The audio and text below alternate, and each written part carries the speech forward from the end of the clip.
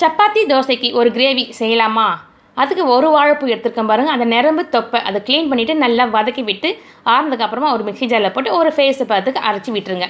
இதில் 3 ஸ்பூன் கடலை மாவு, கொஞ்சமாக உப்பு, மிளகாத்தூள், மஞ்சத்தூள், இஞ்சி பூண்டு விழுது நல்லா இதை கையில் பிசைஞ்சு எடுத்துக்கோங்க. இதை அப்படியே கொஞ்சம் ஆவிரில் வேக வச்சு எடுத்துக்கலாங்க. இப்போ கடாயில் வந்து பாருங்கள், 2 வெங்காயம், 2 தக்காளி, கொஞ்சம் இஞ்சி, பூண்டு, 4 காஞ்ச மிளகாய் தண்ணி ஊற்றி வேக வச்சு விட்டுருங்க. அப்படியே இதையும் சேர்த்து வேக வச்சு எடுத்துருங்க. இப்போ ரெடி ஆகிடுச்சு பாருங்கள்.